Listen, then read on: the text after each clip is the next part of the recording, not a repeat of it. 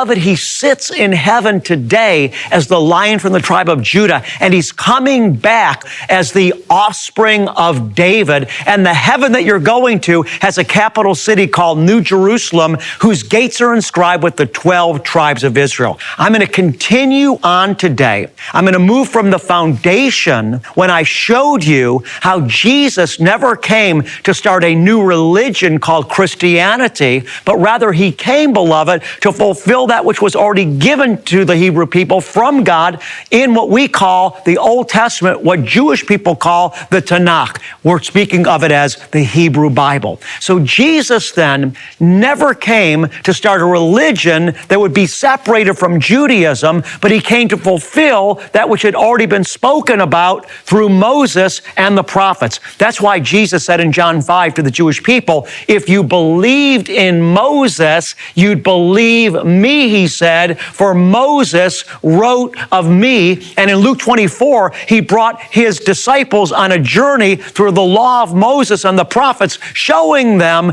in the law of Moses, in Genesis, Exodus, Leviticus, Numbers, Deuteronomy, he showed them all the things that were written in the Torah and in the prophets, Daniel, etc., the things concerning himself. You see, Jesus, beloved, is what brings the Tanakh or the Old Testament to its climax. It hits the mark in Jesus. So once again, we're moving forward right now. How then are we at a place today where people look at me, a Jewish person, and say, how could you be a Christian? You're a Jew.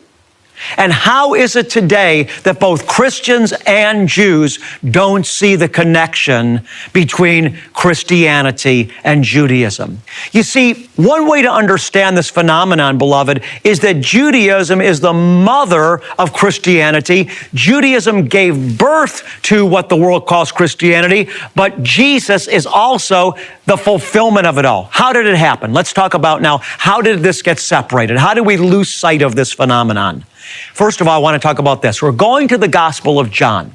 And in the Gospel of John, we find a remarkable clue as to one of the first causes that led Jewish people away from Jesus and eventually caused Christians to not understand that their faith is rooted in the scriptures of the Hebrew Bible. In John chapter 11, we read about the phenomenal climactic miracle of Yeshua HaMashiach when he raised, beloved church, Lazarus from the dead. Now let me ask you a question. If you saw somebody raise somebody from the dead, wouldn't that get your attention? Well, let me show you what happened in Jesus' day and in his life right after he raised Lazarus from the dead. I'm going now to the Gospel of John, chapter 11. I'm going to read verses number 47, 48, and then 53. Hear the word of God. Therefore, the chief priests and the Pharisees convened a council and were saying, what are we doing? For if this man continues performing many signs, if we let him go on like this, all men will believe in him, and the Romans will come and take away both our place and our nation. Let me read it again because I want these words to really sink in. Jesus just got done raising Lazarus from the dead. Incredible miracle. You'd think everybody would be excited, but listen, the Pharisees and the chief priests were not excited, but rather they were fearful and intimidated and jealous. So how did they react? Listen again. What are we doing? This man is performing many signs. If we let him go on like this, all men will believe in him, and the Romans will come and take away both our place and our nation. Continuing now to verse number 53 of the same episode. So from that day on, they planned together to kill him. So the beginning of this fragmentation between faith in Jesus and the religion of the traditional Jews of Jesus' time, which became the foundation of modern day Judaism, the beginning of the separation, beloved, listen to me, was rooted in the Pharisees' jealousy and fear of Jesus. What were they afraid of? They said, what are we doing? They said to one another. We've got to stop this man, because if we let him continue on performing miracles, everybody's going to believe in him. And if everyone believes in him, the Pharisees said, we're going to lose our place and we're going to lose our nation. In other words, the Pharisees' primary reaction to Jesus was rooted in fear and insecurity. They were so concerned about losing their followers to Jesus, so concerned about losing their place of religious authority, that they said, we got to kill Jesus so that we don't lose what we have. They said, listen, once again, they said, verse 53, so from that day on, it says concerning them, they planned together to kill him. Understand this, that in the time of the New Testament, the religious leaders, they weren't just religious leaders, they were the most influential and oftentimes the wealthiest people in the land. It wasn't a secular society, it was a religious society. And so to be a Pharisee was to be walking in the highest station of life, so to speak. And so when these Pharisees recognized that they were losing their place because people, again, were turning away from them to follow Jesus instead, they violently reacted. They said, we've got to do away with Jesus so we don't lose our place and our nation. Why did they say our nation? Because the Romans, who actually were the governmental heads of Israel during the time of Yeshua, they granted a certain amount of freedom to the Jewish people living in the land. But the Jewish people of Jesus' day, they weren't sovereign in Israel. The Romans occupied Israel. They were living under Roman occupation and under a Roman government.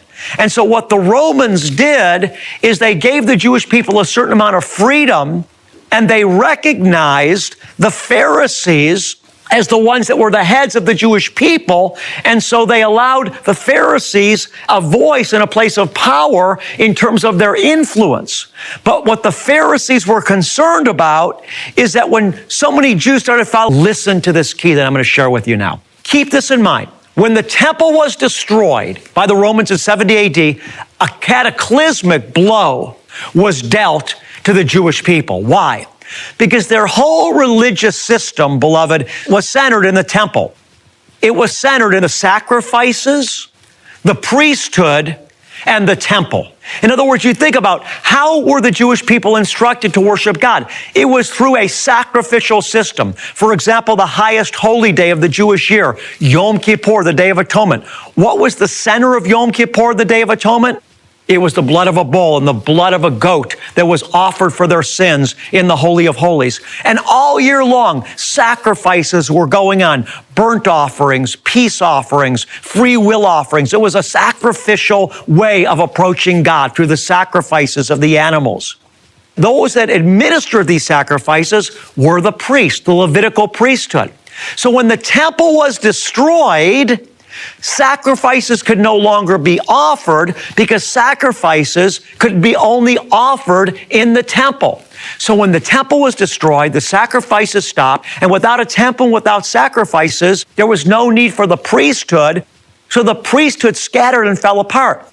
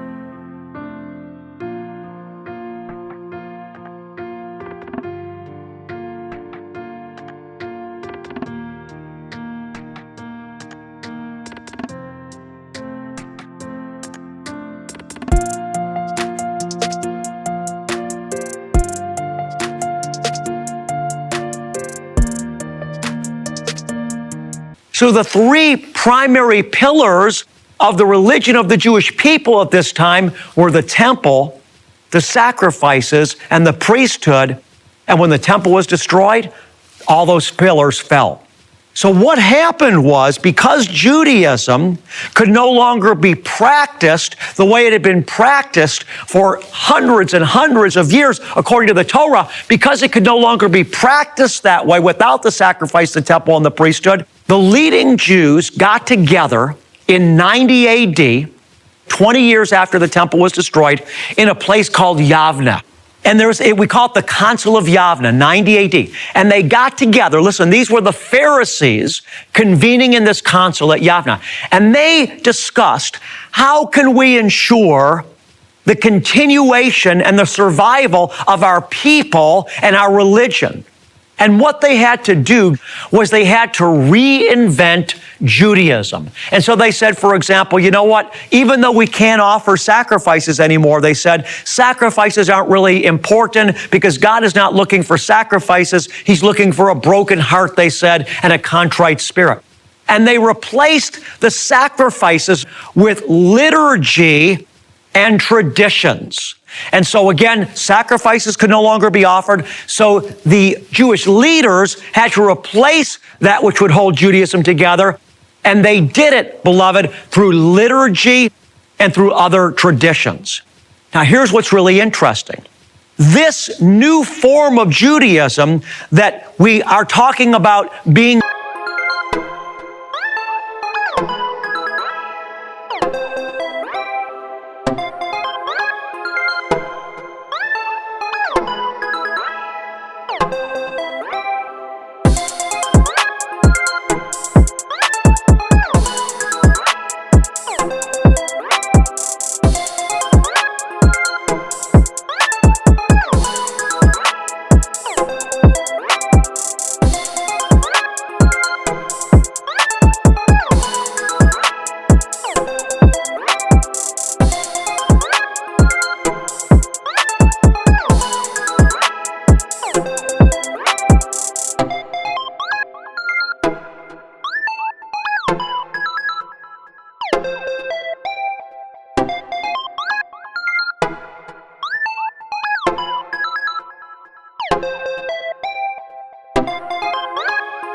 conceived or being brought forth more fully in 90 AD, this form of Judaism is known today as Rabbinic Judaism, because it's no longer the religion so much so that's based on the Old Testament or the Tanakh, but it's now Rabbinic Judaism. It's the new form of Judaism that was invented by the rabbis to hold the Jewish people together. Now hear me, stay with me now.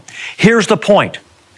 Who were these Pharisees that got together at Yavna in 90 AD that reinvented Judaism? Who were these Pharisees? Listen to me. They were, in some cases, the same Pharisees that wanted to put Jesus to death in John chapter 11 and their sons. So this reinvention of Judaism in 90 AD actually came from the heart of those that wanted to kill Jesus. So within Judaism, from every generation onward, this anti-Jesus mindset has been passed on to every generation by osmosis. In other words, being Jewish, we are raised in an environment that we're just taught that we shouldn't believe in Jesus. We don't know why we shouldn't believe in Jesus. We don't question why we shouldn't believe in Jesus. We never read the scriptures to see whether we should believe in Jesus or not. We just pick up in our home that we shouldn't believe in Jesus. And so mindlessly going forward, that's what we do as Jewish people. We just don't believe in Jesus. Why? Because I'm a Jew. Without realizing that one of the reasons that we're rejecting Jesus goes all the way back to these Pharisees that wanted to kill him, not because they examined the scriptures and thought that he was false, but rather because he made them insecure because they were losing their place